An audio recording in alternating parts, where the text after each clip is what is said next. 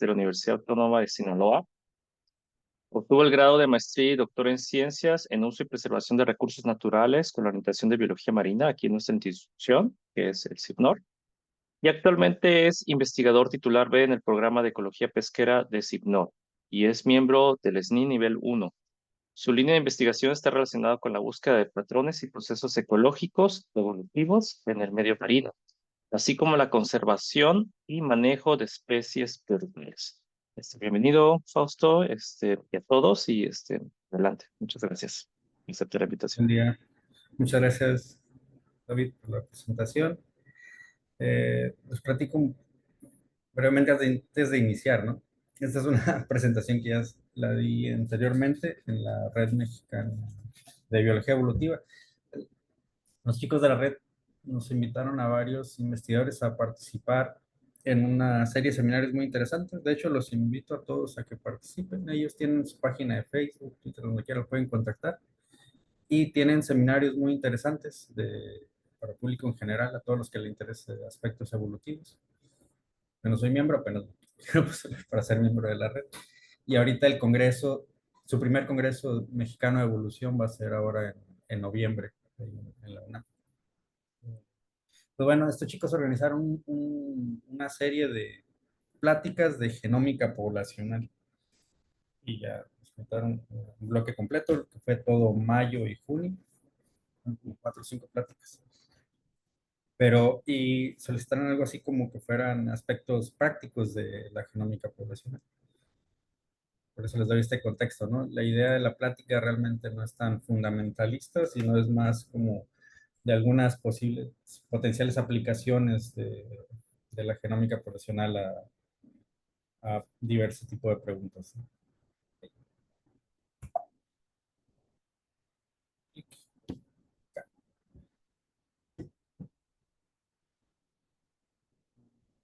Pero, muy bien, este es un breve outline de lo que veremos a lo largo de la No, plática. no estás compartiendo, Fausto, todavía, ¿eh? ¿No estoy compartiendo? Sí, había compartido pantalla ahorita, ¿no? Ajá. Como que se canceló. A ver si puedes compartir otra vez, por favor.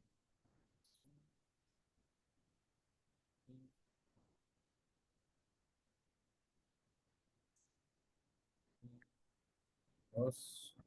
Aquí.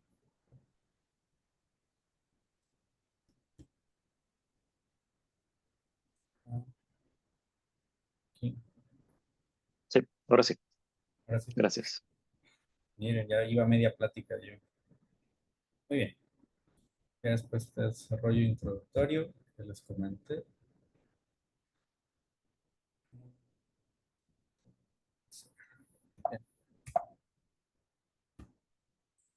Es un breve outline de lo que veremos. Muy brevemente, el concepto de genómica poblacional, lo que es el paisaje marino genómico, y ya entraríamos en materia a 3 aplicaciones de la genómica poblacional. Uno tiene que ver con el manejo de recursos pesqueros, con la pesquería abulón, y veríamos el recurso abulón, sus unidades evolutivas y administrativas, como recurso pesquero binacional compartido, ¿no? Que esto hay una incompatibilidad bien grande entre administración y las unidades evolutivas. Saltaríamos para ver cómo los marcadores moleculares también pueden ser útiles para otro aspecto práctico, que es la trazabilidad, ¿no? Con Totoaba. Y cerraríamos con un poco más algo fundamentalista, que es peces criptobentónicos, paisaje, eventos históricos y futuros, algo de cambio climático y patrones convergentes. Realmente el mensaje aquí, hay 2 mensajes grandes. Uno, ¿qué es lo que estudiamos? DNA.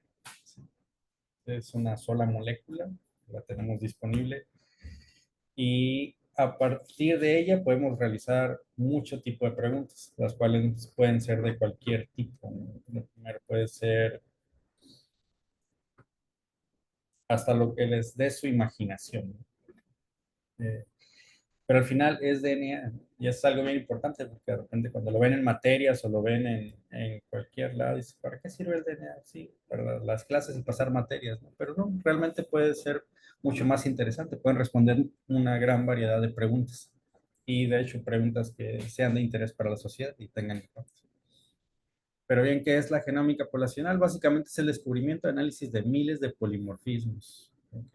El polimorfismo puede ser de cualquier naturaleza, pueden ser microsatélites, pueden ser regiones repetidas, grandes mini satélites o cambios puntuales. En este caso, nosotros utilizamos polimorfismos de nucleótido simple, que se refiere a cambios puntuales de una base a lo largo del genoma. ¿Para qué? Para intentar detectar algunos loci o regiones que sean potencialmente, que se encuentren potencialmente bajo selección y poder distinguirlas de aquellos que se encuentren bajo evolución neutral. ¿A qué se refiere esto? Ahorita lo vamos a ver un poco más a detalle. Básicamente la distinción o esta transición entre genética, genómica, poblacional es la densidad con que tengamos representado el genoma, ¿no? ¿Para qué? Para entre mayor número de marcadores tengamos y mayor densidad a lo largo del genoma, podemos empezar a ver y discriminar diferentes efectos, ¿no? Unos que son de amplitud del genoma, es que impactan a lo largo de todo el genoma, que son aquellos que son de naturaleza neutral, y aquellos que son locus específicos, los cuales teóricamente son regiones que se encuentran bajo selección. Si lo observáramos de manera esquemática, aquí en este gráfico que parece un poco complicado, pero realmente no lo es tanto, si se fijan, los puntitos están agrupados por diferentes códigos de colores. ¿Ok? Cada grupo de colores representa un cromosoma diferente. El cromosoma 8 es el verde, el cromosoma mostaza es el 9, el cromosoma 10 es este moradito, el 11 es este, el cromosoma 12 es este. Y cada punto representa un SNP o un cambio nucleotido simple. Sí, muy bien. Y como pueden observar, la magnitud de las frecuencias de la presencia de esos alelos a lo largo de todo el genoma son más o menos similares. Como podemos observar, tienen valores de frecuencias alélicas relativamente homogéneos, pero existen regiones específicas en un puñado de cromosomas, por ejemplo, aquí en el cromosoma 1, 2, 3, 4, 5 puntitos. En este cromosoma 4 tenemos 1, 2, 3, 4, 5, 6 puntitos. Y en el cromosoma de aquí tenemos otros puntitos, ¿no? Estos se salen de las frecuencias esperadas bajo neutralidad. Y si se fijan, es una cuestión meramente matemática, ¿no? Entonces, hay unas frecuencias que se salen de lo esperado bajo neutralidad y estos son considerados lossy outliers. Y estos lossy outliers teóricamente presentan efectos selectivos en estas regiones del genoma. Vamos a empezar a familiarizarnos con esta parte, ¿no? La probabilidad de detección de estos depende de la densidad o del número de marcadores que tengamos. Si tenemos muy poquitos marcadores representados a lo largo del genoma, es muy poco probable que los detectemos estos loss outliers. Es como encontrar una aguja en un pajar, digamos. ¿Y por qué esto es importante? Es importante porque hay un trade-off aquí, un balance, ¿no? Entre lo que es la densidad de marcadores a lo largo de un cromosoma. Por ejemplo, aquí tenemos un cromosoma y aquí tenemos el DNA mitocondrial, ¿no? Representados por marcadores microsatélites y el DNA mitocondrial, ¿no? Realmente con microsatélites podíamos tener una baja representación a lo largo del cromosoma, pero permite tener una alta resolución espacial. ¿Ok? Me explico, ¿no? Aquí tenemos en el lado izquierdo uno, dos, tres cromosomas, ¿no? Aquí a un lado tenemos el tipo de marcador molecular, en este caso microsatélites de la mitocondrial. Aquí técnicas de representación reducida del genoma y aquí genomas completos. ¿Ok? La representatividad que tienen estos marcadores respecto a la representatividad del genoma se ve en las líneas rojas, ¿no? Estos son de baja densidad, tienen poca resolución del genoma, pero podemos utilizar muchísimas muestras en el espacio, que son cada uno de los puntos aquí. Sería como una localidad de muestreo, digamos. En el caso de cuando secuenciamos una fracción del genoma entre el 1 y 2%, que son todas las técnicas de RADseq, GTseq, etc., todo lo que termina en seq prácticamente, que son muchísimas, nos permite contar con una resolución intermedia del genoma, es decir, tener una representación más o menos decente de cada uno de los cromosomas y aún podemos obtener una alta resolución espacial porque podemos combinar muchísimas muestras. ¿Ok? En el caso anterior, podemos hacer inferencias de procesos evolutivos, como lo que son estructura poblacional para evaluar aspectos demográficos, patrones de aislamiento por distancia y aspectos filogeográficos. Cuando incrementamos la resolución tanto de densidad de marcadores y espacial, pues también tenemos no solamente un mapa de la evolución neutral, sino también un mapa de outliers, los cuales teóricamente te abren la puerta para evaluar efectos selectivos. Y aquí también podemos ver aspectos demográficos, mezcla y una medida indirecta de selección. Cuando se secuencian todos los genomas completos, tienen representación de todo el genoma. En este momento, el avance tecnológico lo permite, pero es muy caro. Por lo tanto, es muy complicado tener una elevada representación espacial de estas muestras, ¿no? Casi siempre son para aspectos más puntuales respecto a la cobertura espacial, pero te permite ver todo el efecto que sucede a lo largo de todo el genoma de estas muestras. Y tenemos también la representación de la parte selectiva. ¿Qué procesos evolutivos podemos evaluar? Genealogías de amplitud del genoma, la estructura de los haplotipos, porque también se pueden observar cambios estructurales, algo que está muy en boga, porque teóricamente los cambios estructurales del genoma te explican mucho más las adaptaciones que cambios puntuales, como estamos acostumbrados a observarlos. Y selección directa, porque aquí ya se puede anotar de manera precisa la ubicación de las regiones bajo selección y anotarlas. ¿Okay? Esto es nada más para que tengan contexto que hay un trade-off entre el tipo de marcadores que se usan o tipo de técnica de secuenciación, la cobertura del genoma, la cobertura que podemos tener en el espacio y un poco de los procesos evolutivos que podemos evaluar. Bien. Ahora bien, ¿qué es el paisaje? Si se asoman a sus ventanas, cada quien va a tener ahorita un paisaje muy similar, ¿no? Un paisaje más o menos urbano. Si salen a caminar a la playa o a cualquier otro, otro lado, por ejemplo, en el bosque, van a ver diferentes tipos de paisajes, ¿no? Pero en el término de paisaje, para términos de estos tipos de estudios, lo que se hace es trasladar lo que ustedes observan junto con su variabilidad climática a matrices numéricas, ¿no? Matrices numéricas que posteriormente puedan ser correlacionadas con medidas de distancia genética o de adaptación o cualquier métrica de diversidad genética para tratar de correlacionar los efectos causales de, de la configuración del paisaje con esas características de la diversidad genética. Y digamos que en el ambiente terrestre es más intuitivo, ¿no? Lo que observan es lo que es.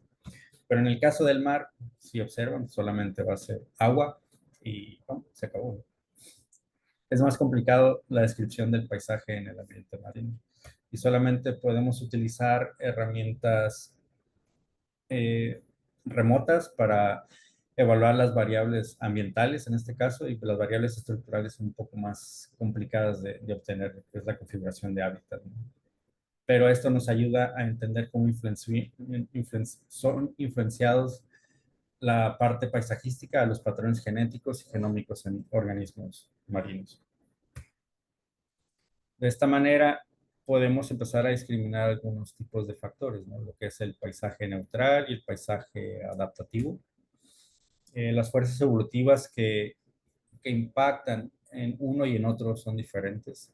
En el caso del paisaje neutral, lo que más explica este tipo de configuración son la migración y la deriva, estas dos fuerzas evolutivas, y en la parte del adaptativo, la selección natural. Los procesos subyacentes que explican esto, aquí es la historia demográfica evolutiva y en la parte adaptativa, adaptación local. Y las relaciones ecológicas, pues aquí son aspectos geográficos como la distancia, corrientes y el hábitat. Y de este lado, los factores ambientales. Entonces, la comprensión de los mecanismos que dan forma a los procesos evolutivos en el ambiente marino, así como aquellos que proveen unidades evolutivas independientes y responden a estos procesos selectivos, resulta fundamental para establecer medidas de conservación y manejo. ¿Por qué? Porque si entendemos esta interrelación entre el genotipo y el ambiente, entonces podemos hacer mejores predicciones de la vulnerabilidad de ciertos genotipos ante cambios ambientales o poder predecir también cambian sus patrones de distribución o cómo responderán los mecanismos adaptativos a ambientes particulares. Si esta es una representación gráfica de cómo se observaría un paisaje marino en términos de temperatura y su desviación estándar, de su desviación estándar, de nitritos, la batimetría, etcétera. Lo importante aquí es que esto ayuda mucho a tener un poco más de precisión sobre el proceso ecológico evolutivo y para entender estos atributos del paisaje y cómo afecta la distribución genómica dentro y entre las poblaciones naturales. Muy bien. Esto es parte del contexto inicial, ¿no? Y ya podemos ir a la parte más práctica de la plática, ¿no? Que es el recurso abulón. En esta investigación, que nos tomó varios años, desde convencer a cooperativas, autoridades, otros entes académicos, hay un trabajo colaborativo enorme aquí. Pudimos desarrollar un trabajo muy grande, binacional, para hacer inferencias y distinguir las compatibilidades entre las unidades evolutivas y administrativas en este recurso pesquero tan importante que es el abulón. Muy bien. Los abulones se distribuyen en la costa Pacífico, aquí en esta región. Y aquí nosotros tenemos un sistema muy dinámico, ¿no? Hablando en la parte paisajística, pues tenemos un gradiente ambiental, principalmente térmico, de un incremento de temperatura de norte a sur, también alta variabilidad de la salinidad y un patrón de corrientes dominado por la corriente de California, normalmente de norte a sur, con muchos eddies aquí en ciertas partes, por ejemplo, aquí entre la transición entre México, Estados Unidos y en la parte de Vizcaíno. Tenemos una configuración entre corrientes y ambiente muy dinámica que precisamente hace que sea muy relevante y sus características para poner a prueba preguntas paisajísticas, aparte de la parte práctica de manejo, ¿no? Además, existen varias ecorregiones de Punta Concepción, Punta Eugenia y el sur de la península, que son zonas de transición biogeográfica y climática. Aquí en la región tenemos presentes 7 especies, un poco indeterminada, de abulones. El abulón rojo, Aletis rufescens, el amarillo, Aletis corrugata, el negro, el azul, chino y el pinto.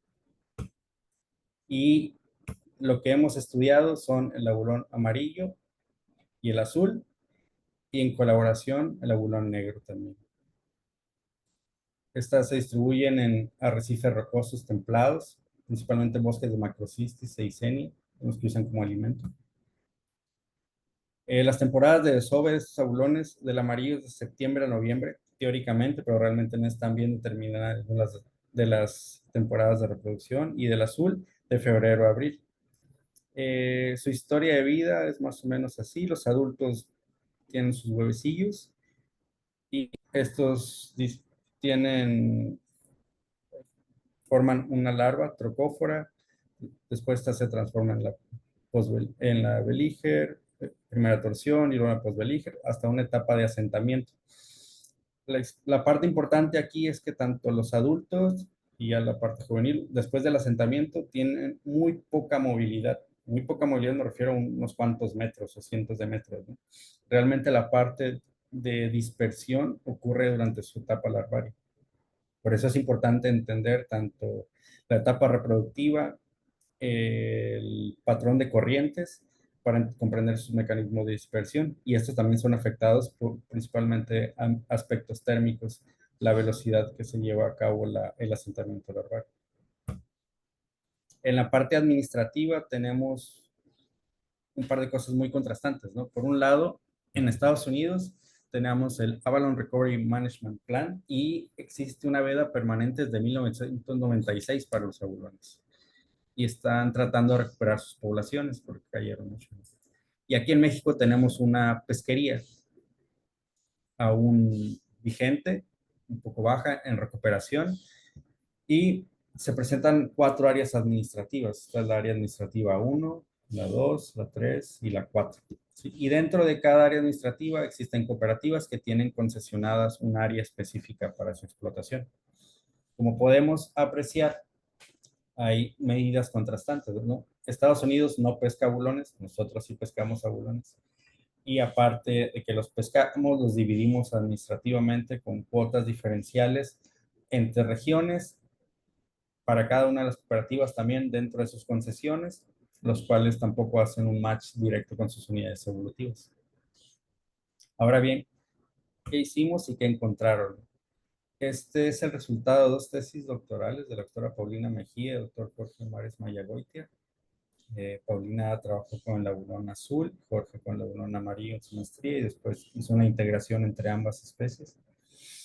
Del lado izquierdo, bueno, otro paréntesis, ¿no? Lo que utilizamos y hemos utilizado para toda la plática son técnicas de representación reducida del genoma, ddRAT-seq, que nos permite tener una cobertura moderada del genoma, pero tener algunas señales, bueno, una muy buena señal de la parte evolutiva neutral y algunos matices de la parte adaptativa.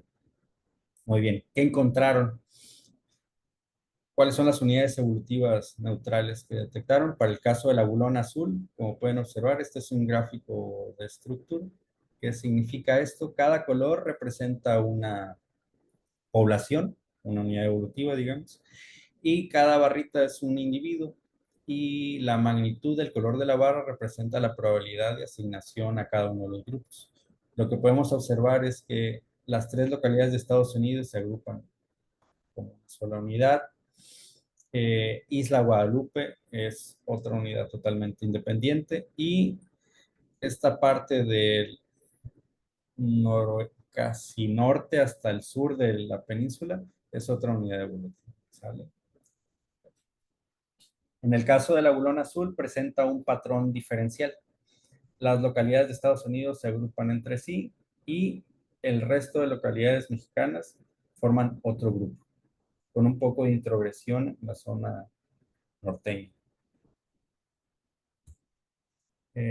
Cuando se evalúa el aislamiento por distancia, es decir, este es un modelo Stepstone donde se espera que la distancia genética, entre menor sea la distancia geográfica, menor sea la distancia genética, entre mayor sea la distancia espacial, mayor sea la distancia genética también. Existe una relación positiva en ambas especies, es decir, como que si la parte geográfica explicara la distancia genética. Sin embargo, cuando se quitan las localidades más alejadas, en el caso del abulón azul, esta relación permanece, pero en el caso del abulón amarillo no permanece. Es decir, el patrón geográfico per se de la distancia lineal no explica el patrón genético. Es decir, alguna otra fuerza subyacente debe explicar el patrón de estructuración poblacional. Y en el caso del abulón azul, parece ser que sí, la mera distancia explica su distancia genética. Cuando se observan los patrones de conectividad entre las localidades, aquí hay varias cosas curiosas, ¿no? Por ejemplo, si ven en la parte izquierda, el número de conexiones es mucho menor que el lado derecho, porque son mucho más divergentes estas localidades, pero las localidades del norte forman un grupo donde hay conexión eh, bidireccional. Las flechas hacia la derecha que suben indican flujo genético hacia el norte, las del lado izquierdo, flujo de norte a sur. ¿Sí? Y las localidades del sur tienen muchas conexiones, menor con Isla Guadalupe, y del lado derecho vemos que el grupo del norte envía migrantes hacia el sur y existe una gran mezcla entre todas las localidades sureñas. Cuando ponemos esto en contexto de cambio climático, hay un trabajo que hicieron de matrices de conectividad para diferentes especies, para el pepino, erizo, aquí abulones también, de conectividad estimada con métodos oceanográficos y hicieron las predicciones de cambio climático. Cuando evalúan hacia el futuro, ven que las conexiones actuales se pierden y empiezan a tener poblaciones más aisladas. Es algo de lo que podemos empezar a intuir, ¿no? Que estas conexiones que tenemos en ambos lados con las dos especies de abulones se pueden empezar a perder por la relajación de la intensidad de la corriente California del norte a sur ante el cambio climático y podemos tener poblaciones más aisladas y potencialmente más vulnerables. Pasando un poco a la parte adaptativa con los lossy outliers que observaron los chicos. Del lado izquierdo, básicamente es un espejo del patrón neutral. Realmente no pudimos obtener un patrón muy consistente a la parte de adaptaciones. En cambio, en el abulón amarillo, vemos un patrón totalmente diferente, ¿no? Vemos en la parte de el grupo con adaptación local del norte viene desde Estados Unidos hasta Isla Cedros y de Natividad hasta San Juanico es otro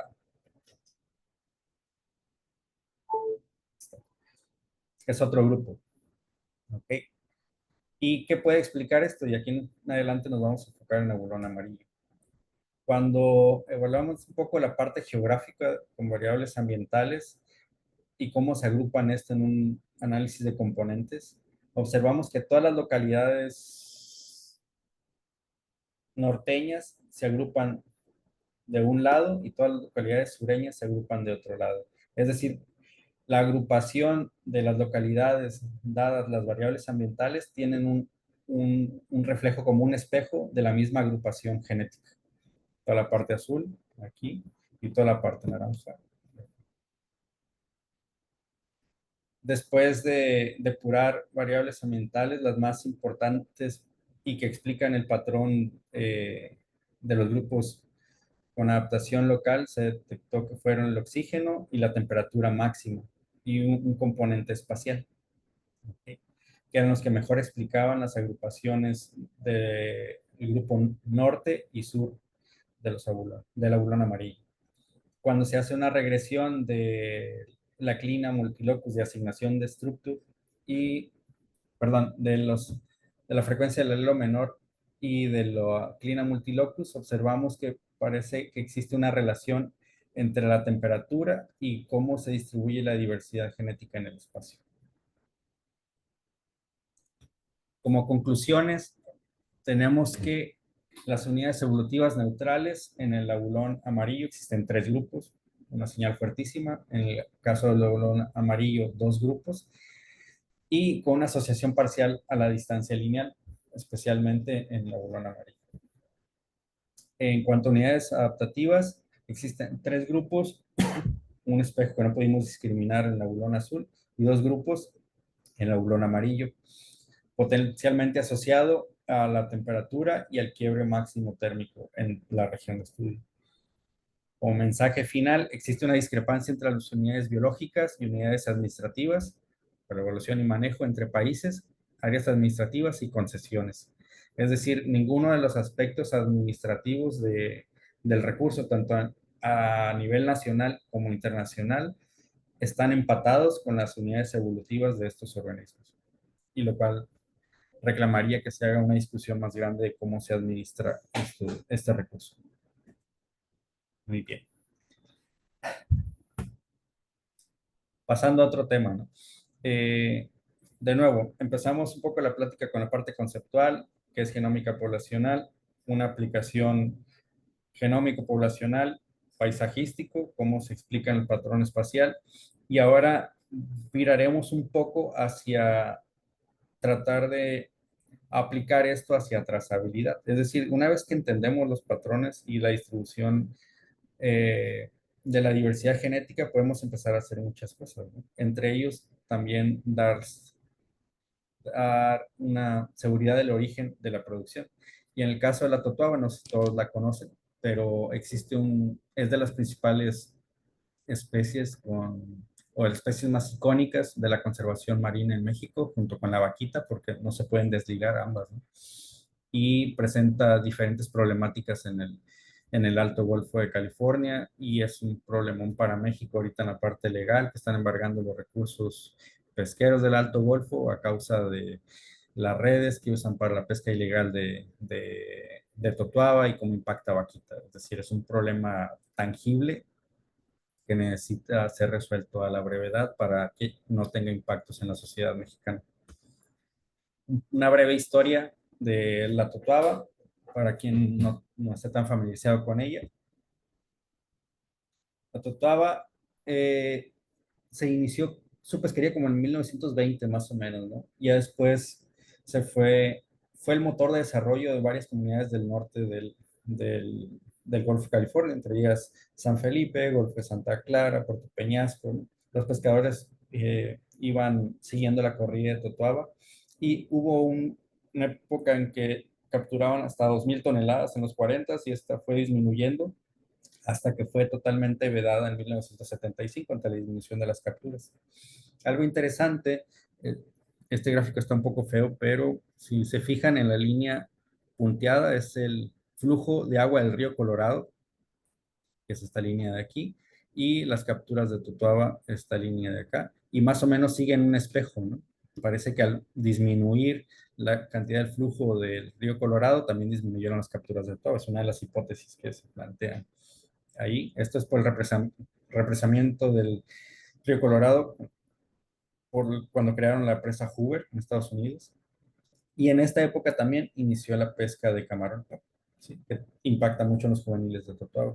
Ante esta situación, vedaron la totuaba y fue enlistada en un montón de aspectos de protección. Acá lo veremos, ¿no? En 1920 inició la pesquería, se inicia una veda en 1940 para tratar de proteger la época reproductiva, el máximo histórico en el 42, se declaran zonas de refugio en los 50, zona de reserva en el 74, en el 75 una veda permanente, en el 76 la totuaba fue una de las primeras, pero según mis registros, la primera especie marina en ser enlistada en peligro crítico de extinción por CITES. Después, en 79, también fue enlistada en peligro de extinción por la Endangered Species Act de Estados Unidos. En el 93 se crea la Reserva de la Biosfera. ¿Okay? Y desde el inicio hasta el año pasado estaba como en peligro crítico de extinción en la lista roja, y actualmente acaba de cambiar a vulnerable. ¿Sale? Ok, problemáticas asociadas, un montón de cosas, ¿no? La pesca ilegal de totuaba está en pleno auge. Una vejiga natatoria de este pez puede costar entre $10,000 a $20,000 en playa, es decir, carísimo. El tejido social está destrozado, el crimen organizado aquí está metido. Aparte impacta con Vaquita y todo lo que impacta a Vaquita tiene implicaciones a nivel nacional e internacional.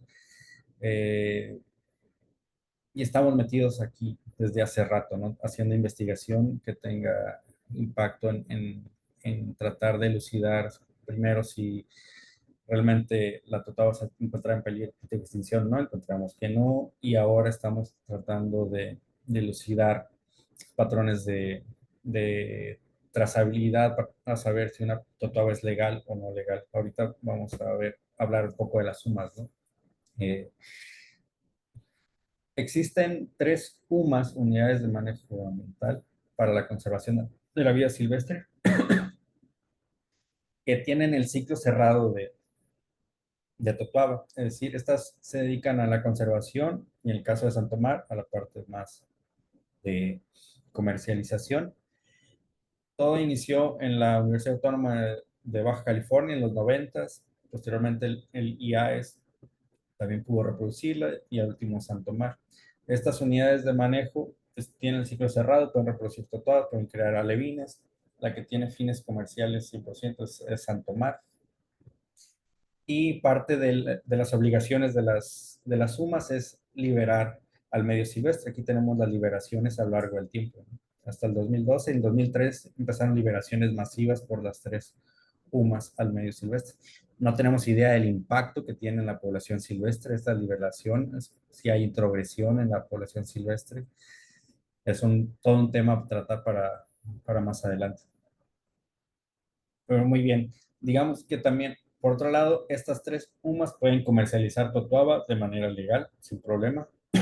El problema es cómo distinguir una totuaba que sea capturada o decomisada por la autoridad y que les pueda decir uno, oye, esta es legal o es ilegal.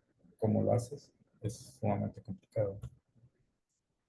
Aquí era más parte de la explicación de las sumas. Y la idea es tratar de tener algunos paneles de SNPs para identificar las todas que sean silvestres o provengan de alguna de las sumas y de cuál UMA y de cuál generación. Eso es algo que está trabajando en este caso, Pablo. Otra de las cosas interesantes es que existen unas normas oficiales para las especificaciones de marcaje de Totoaba, las cuales ponen un tag electrónico con un código QR de la producción. Existen algunos manuales del cultivo de Totoaba y algo sumamente interesante es que autorizan el comercio internacional de carne de Totoaba, pero está detenido debido a que no existe un mecanismo de trazabilidad para poder liberar y cualquier persona del mundo pueda asegurar que es una Totoaba legal. Si es un problema que no solamente afecta a México, sino ya es un problema más de carácter internacional. Y para eso, Paulo, que es un estudiante de doctorado, actualmente aquí eh, en la recta final de su tesis, ha encontrado cosas muy interesantes, ¿no? Primero lo que teníamos que saber era cuántas unidades evolutivas existen en el medio silvestre, en su distribución natural, ¿no? Así que la primera pregunta que respondió Paulo fue, ¿cuántas poblaciones de totoaba hay? Concluyó que solamente existe una, lo que ya se había demostrado previamente. Y dado que tenemos una sola unidad evolutiva en el medio silvestre, entonces ya podemos agrupar toda esa información y contrastarla contra la información de las sumas. ¿Y qué encontró? Algo bien interesante. Miren, aquí tenemos todos los organismos que vienen, que son silvestres. ¿Okay? Estos son los organismos que vienen del CREMES, que está aquí, del Centro Reproductor de Especies Marinas del Instituto de Acuicultura del Estado de Sonora. Y estos son de la UABC. ¿Ok? ¿Qué observan? Si todos los organismos silvestres se agrupan perfectamente, todos los organismos del CREMES se agrupan perfectamente y todos los del UABC se agrupan perfectamente. Es decir, se puede discriminar de manera muy clara una totuaba silvestre si es capturada de manera ilegal de alguna que sea legal y asignada hacia alguna de estas dos UMAS.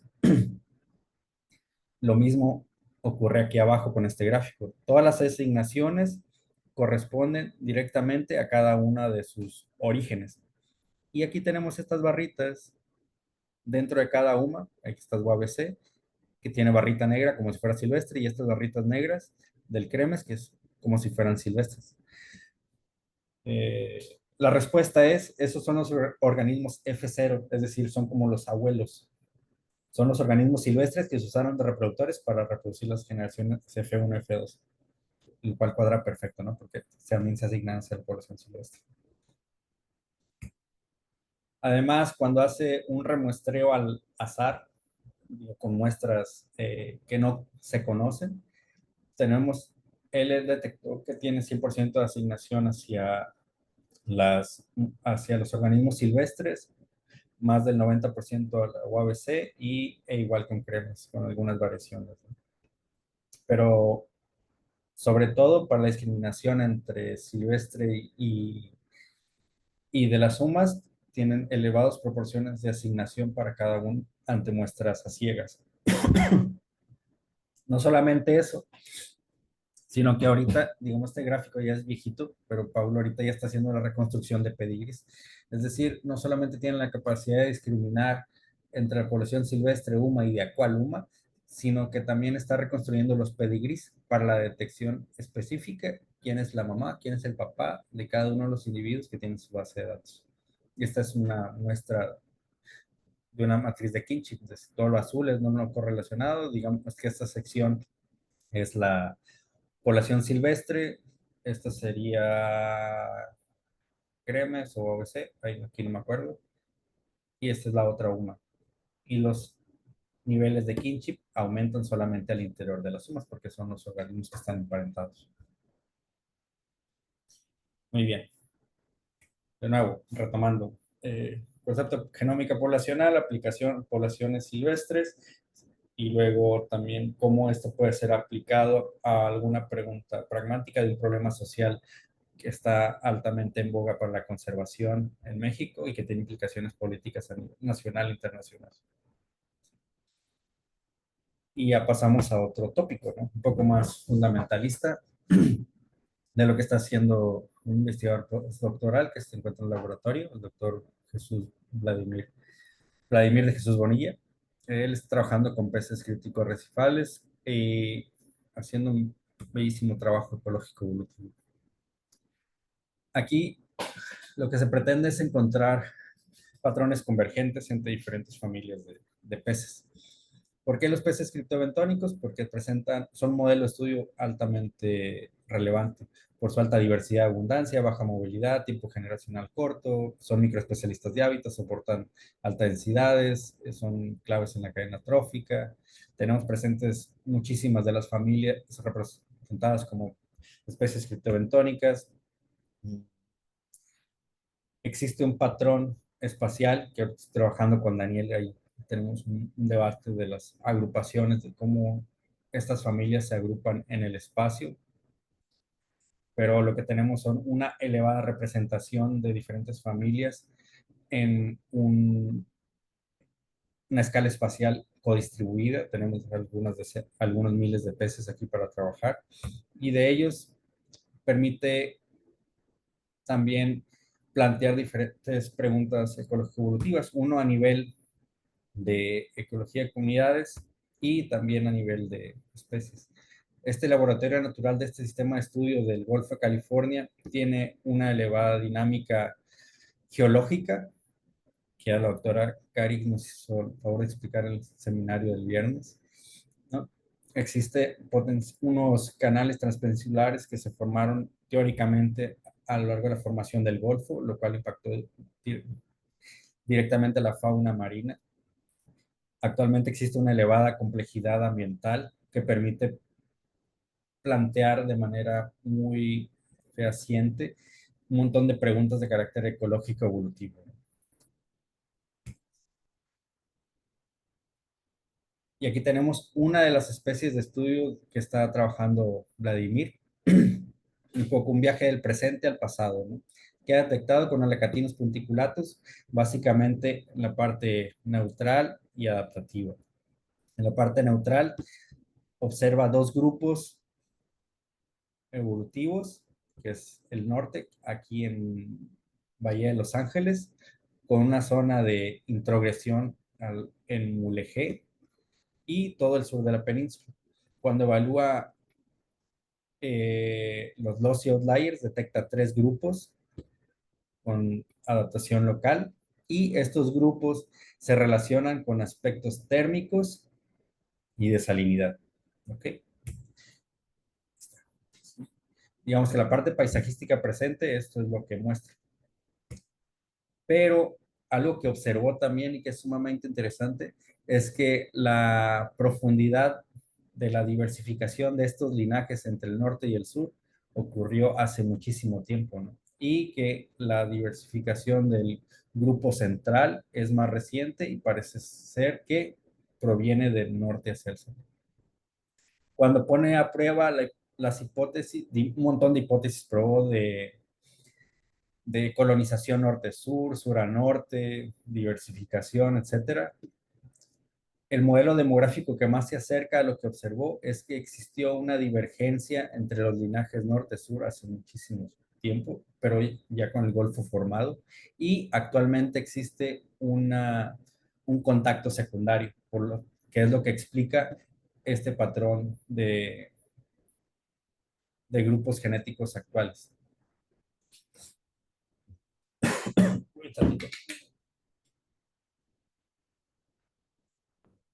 Es decir, la parte histórica pesa mucho en la configuración actual de este organismo. Por otro lado, algo que empezó a hacer Vladimir también, que es sumamente interesante, es tratar, pero con otra especie de estudio, con Codrilictis gracilis, fue retomar la parte paisajística, determinar las variables ambientales que mejor explican la diversidad genética en el espacio. Tiene las mismas agrupaciones que la especie anterior y las variables ambientales que más explican estas agrupaciones son las parte térmica de temperatura máxima, mínima y, y temperatura promedio máxima, mínima. Eh, y realizó una proyección de cómo se comportaría eh, la vulnerabilidad genómica en el futuro. Para eso utilizó dos modelos. Uno, el SP2, 4.5 y el 8.5. El 4.5 es una moderada elevación de la temperatura, 1 o 2 grados, y el 8.5 es un escenario extremo de cambio climático. Cuando hace las predicciones del genomic offset, el genomic offset se refiere a la condición genética actual y el desfase que existe así súbitamente te cambia en el ambiente. Y la diferencia entre esos dos puntos quiere decir la magnitud del cambio genético que se requiere para estar en condiciones para sobrellevar ese cambio ambiental. ¿Qué observa? En este escenario, en el año 2050, prácticamente no hay cambio, ni al 2100. Y es muy similar cuando proyecta esto al 2050 con el 8.5 y es muy extremo cuando lo proyecta al 2100 en el escenario 8.5, especialmente en la parte norte del Golfo.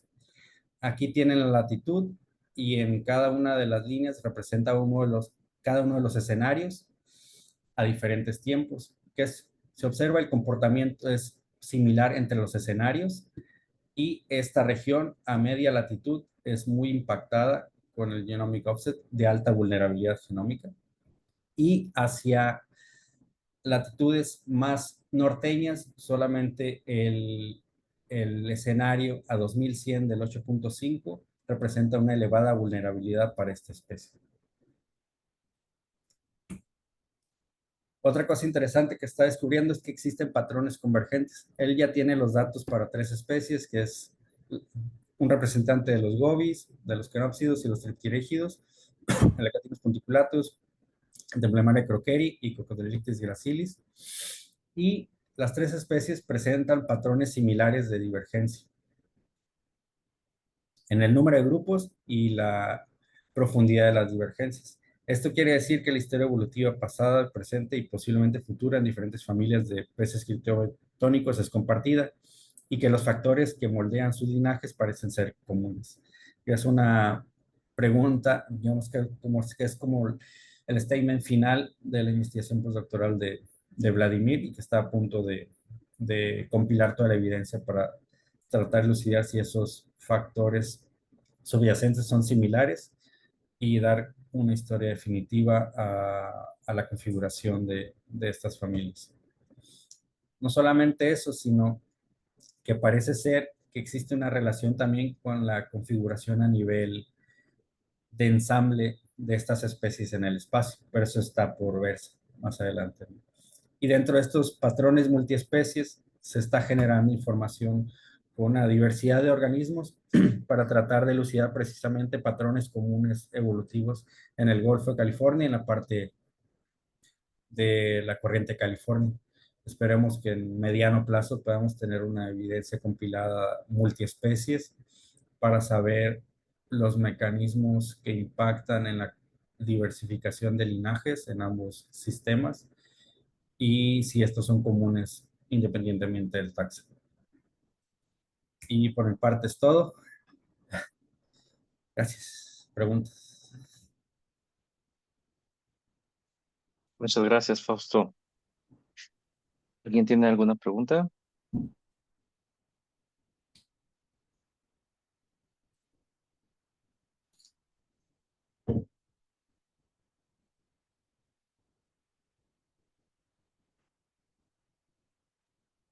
Hay un comentario en línea, dice la doctora Gracia Gómez, muy interesantes resultados de los marcadores moleculares.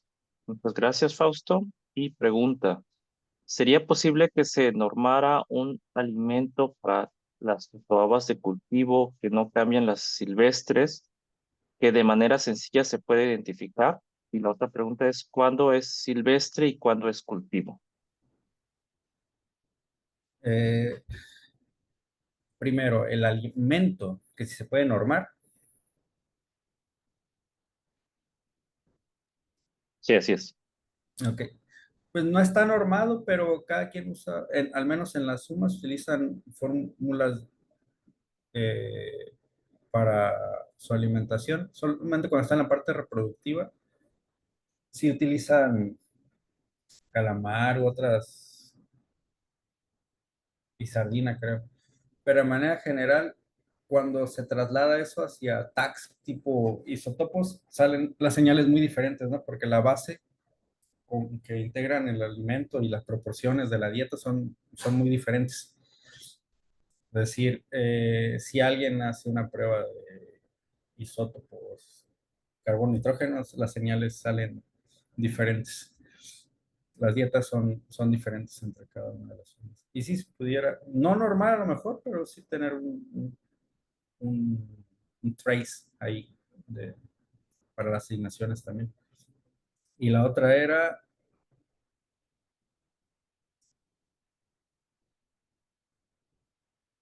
estás muteado, creo. O no escuché.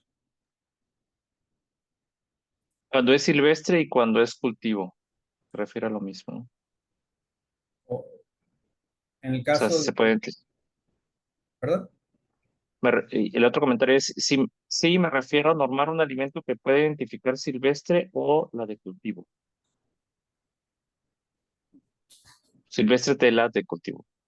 Mm. Sí, sí se puede. Sí, pero el principal problema es al momento que la autoridad tiene un decomiso, ¿no? Como, digamos, hacia allá va toda esta parte, ¿no? Intentar generar alguna herramienta práctica para la autoridad para dar respuesta. Por ejemplo, a Luis, en la UABC, la Profepa, una vez que está el juicio, le da 24 horas para dictaminar, que es el perito, 24 horas para dictaminar si, uno, primero la especie, si esto todo o no está todo. Y si el juicio avanza, ya después le dan como un tiempo límite de 15 días para saber si es legal o ilegal.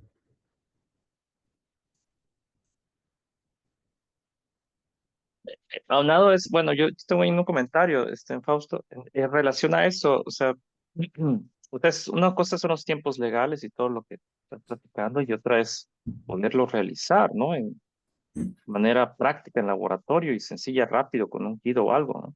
Sí, Estamos hablando de que Pablo sí está identificando las tres unidades con 4,000 y tantos SNPs, pero bueno, ¿cómo lo llevamos eso a un kit, no? Es posible. sí. Justo ayer, casi todos los lunes tiene una reunión Pablo conmigo y con el doctor Ricardo Pérez de ayer. Fue esa misma pregunta, ¿no? Para él. de, Oye, está bien, ya tiene las distinciones. ¿Cómo seleccionar primero tus marcadores, tus top marcadores para la distinción y cómo trasladar esos marcadores a una herramienta útil que te dé respuestas rápidas, ¿no? Y en eso está ahorita. Hay una como lista de potenciales técnicas para, para que sea ese segundo paso, ¿no? Pero cada una conlleva ciertos retos por ahí, pero sí, que hay algunas. Pero de manera inmediata, ahorita no hay algo que tenga una respuesta en segundos, ¿no? Todo lleva, al menos la parte de DNA, un par de horas a partir de que la muestra esté en laboratorio. Horas me refiero para especie, tal vez 48 horas, 36 para nivel asignación. Claro. Muy bien. ¿Alguien tiene algún otro comentario o pregunta? La doctora Venezuela. Yo tengo una pregunta. A ver, Hola Fausto, felicidades por tu charla, muy didáctica. Entiendo bien los dos análisis de la perspectiva de los outliers y de la parte de la evolución neutral. Una pregunta, ¿habrá una consistencia entre los outliers con algún gen en particular? Puede ser, de nuevo, esto es como buscar una aguja en un pajar, ¿no? Es decir, de las 300 millones de opciones que tienes en el genoma, digamos, por decir un número por ahí. Eh, la parte funcional realmente es una parte muy pequeña del genoma, ¿no? La que se transcribe y se traduce es 1 o 2%, es una fracción pequeña, ¿no? Capturar eso con librerías de baja representación, a veces cuando se blastea o se anota esos RAD lossy en específicos, sí se llega a encontrar que tiene una función, pero normalmente están en regiones anónimas. Así que es posible, sí, sí es posible. ¿Qué tan probable es eso? Es baja la probabilidad. Eh, por eso está ahorita todo migrando a genomas completos, ¿no? Porque en genomas completos tienes toda la información del genoma disponible, puedes tener la ubicación específica en regiones del genoma y anotarlos directamente, ¿no? Y además que normalmente estas regiones son como islas de divergencia, ¿no? Son fracciones muy grandes. Normalmente sí contienen secciones ya sea regulatorias o funcionales. Gracias. Como comentario adicional, algo que se está observando también es que los cambios estructurales del genoma, es decir, las inserciones, lesiones o cambios de fracciones completas del genoma, tienen un mayor impacto en la parte de adaptaciones, ¿no? Que es algo que no hemos explorado, pero que tiene gran potencial para ese tipo de estudios adaptativos y trazabilidad también. Gracias.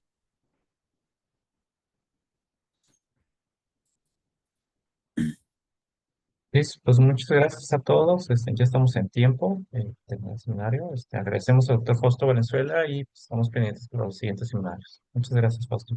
Gracias a ustedes. Buen día. Hasta luego, chicos. Bye. Ah.